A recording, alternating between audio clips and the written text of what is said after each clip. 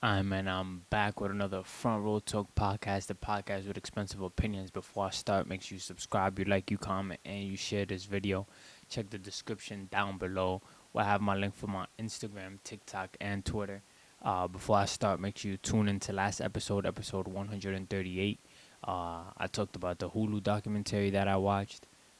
It seems like it got some good engagement.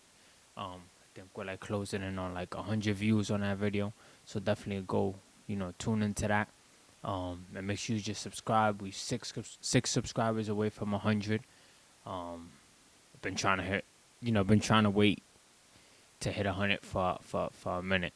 But as you can see by the title of this episode, I will be speaking about the MMA world, the fighting world. I'm gonna speak on the Alex Pereira fight that just happened, and I'm gonna also speak on Tank and Roach potential matchup. So let's get straight into it. So in the UFC 313 that just passed, it was Magomed Ankalaev versus Alex Pereira. Um, you know me, I had to go for Alex. I've seen a couple Alex fights. I actually started tuning into the UFC about a year ago, I'd say. So I'm not gonna sit here and be like I'm a super fan. It was all around the time, but like almost a year. It was all around the time that I started doing taekwondo and stuff. So it just made me, tune into it. Um, but that's besides the case. That's besides the point. Um, yeah, UFC 313, Alex versus Magomed. I had Alex, just like I have had Alex for the past like 3, 4 his fights. Um, I think a lot of people had Alex. I mean, everybody in the in the venue, in the place was just, screaming for Alex, cheering for him and booing Magomed, um, which is expected. Alex is a fan favorite, a UFC favorite. Um, I mean, what can I say? I even put money on Alex and I lost. He lost. To me, it was a shocking loss. Um, I mean, Magomed's record speak for itself, and I don't know if I'm pronouncing his name right or wrong. If I'm pronouncing it wrong, that's my fault. But I think it's Ankalaev. Let's just go Ankalaev. I don't want to, pronounce his name wrong. But yeah. Um, I mean, I did have the fight going a distance. I had Alex winning, and I thought Alex would, get the knockout. I didn't really tune into much of the, press conferences before, like the build up before the fight. Of course, they were getting at each other just like at any other fight. But then, of course, at the end of the day, they respected each other, dapped each other up, no matter what the outcome was. But I'm just more so shocked that Alex lost. I was surprised that I don't know. I feel like he was pretty hesitant throughout the 5 rounds. But of course, that's because Ankalaev was doing what he had to do. Um, what I didn't like though, and I know a lot of people would agree on this, is how, Ankalaev failed to take Alex down multiple times, and he was just holding Alex up against the cage, literally for 2+ minutes every single time. And props to Alex because he definitely defended himself really well. I think any other fighter against Ankalaev, who's mainly a wrestler, would have at least went down once. But Alex wasn't going for it.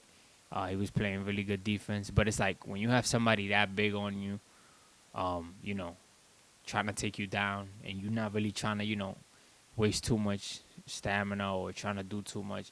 The only option that you really have is just to, stay up against the cage and just make sure he doesn't bring you down, and get out, whenever you get that chance to. And he did end up getting out like one time or two.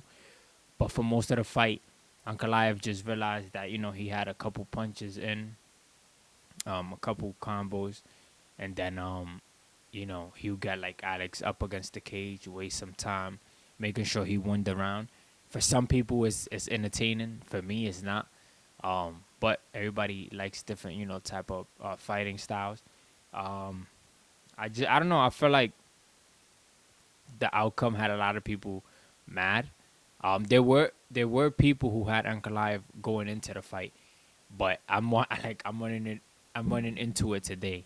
I'm not saying that those people weren't there before the fight. Of course, I'm just saying like I didn't see, the people who had him, until today.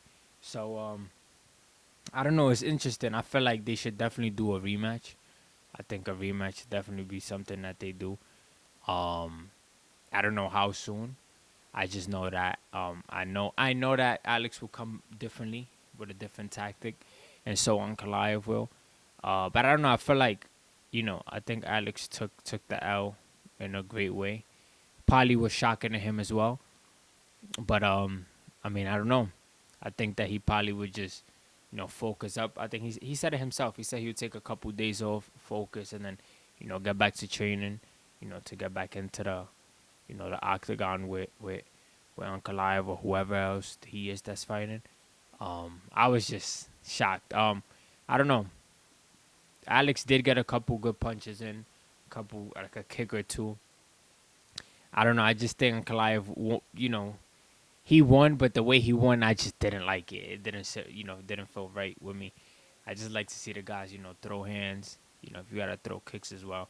I'm not really too big of a fan of the wrestling. The wrestling can happen, but when it's just a bunch of like up in the cage or just, you know, I don't know. But everybody has their fighting style. Who am I, to say how somebody should fight or not? That's just my opinion. I know I don't stand alone when it comes to that. But a rematch is definitely needed between them two. Probably I don't know how long from now, like I said. But yeah, I lost money, and it is what it is. I think I won a bet that same day on basketball, so it's whatever. But I know whoever bet on Kalayev and won, bet big, definitely, won a little something. And yeah, funny thing is that it's crazy how certain people just wait to see you quote unquote fail to have the 15 minutes of fame.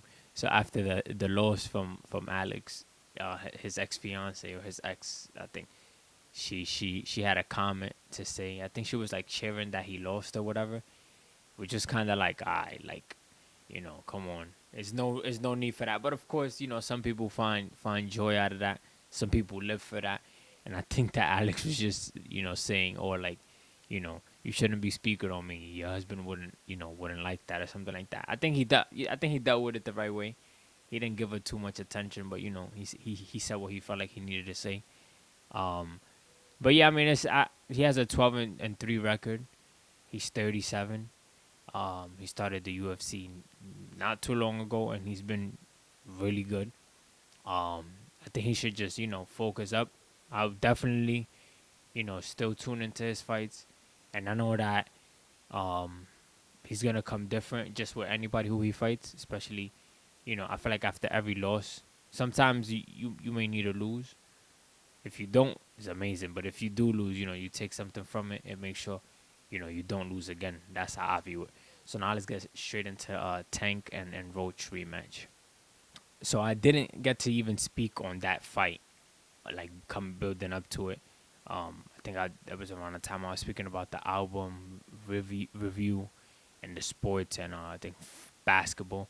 But the fight, it was I definitely tune in. I mean, I'm a Tank fan, but it's just that one was even more shocking. But then I kind of accepted it quickly because Roach definitely held his own. He fought way better than a lot of people would think. He would have fought, especially against Tank. Um, I know it was controversial with the whole Tank taking the knee. Should have counted like a knockout. Him saying he had grease in his eye and stuff like that. I used to have braids. If grease do get in your eye, it's a bit uncomfortable. I just don't know if grease got really got in his eye. Only he knows that. But then again, I just don't see why he would take the knee for no reason. So it's like damn. And I think he actually admitted um, something about that, like saying about taking a knee. How he felt. He talked about how he felt about taking a knee, like after the fight. But at least he didn't lose. And it's funny because even though he took the draw, in a lot of people's eyes, he lost, like genuinely lost. But there's certain people who be like, damn, like you're expecting Javante to get the knockout, to get the win. Um, and that's, I mean, I guess I'm one of those fans. Um, I don't know if you should feel a way about that. I mean, he's shown what he could do, but of course, you always gotta respect, who you're going up against, and Roach proved that.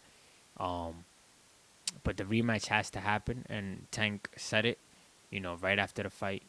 I think they spoke to him first, and he was like, "Yeah, rematch needs to happen." So he's aware, he's not being. Of course, that draw made him fell away. His reaction, his face said it all. But you just trying to get back as soon as possible when you have a 30-0 record, which is now 30-0-1. Um, but of course, Twitter streets was talking, Shakur was talking, Haney was talking, and I think Tank said that they could even run the rematch as soon as the ending of May, if I'm not mistaken, May or April. I think it was May or April, one of the two. But in a matter like a month or two. So he's serious about it. He's trying to get back. He's trying to shut the world up. And funny thing is that before the fight, he said he had an announcement. Um, After the fight, like he was gonna say, I genuinely think that had he won, he would have probably retired, or said he would have had one more fight in him and then retired. He already spoke about the whole retirement stuff, and how he felt mentally and what he was trying to do with his family, whatever the case may be. So I think had he won, this is me. I might be totally wrong, but I think he probably would have been announcing his retirement. Um, but he did say that after the rematch, I mean after the draw between him and Roach, he has like 3, 4 more fights in him, with the rematch being one of those 3 or 4 fights.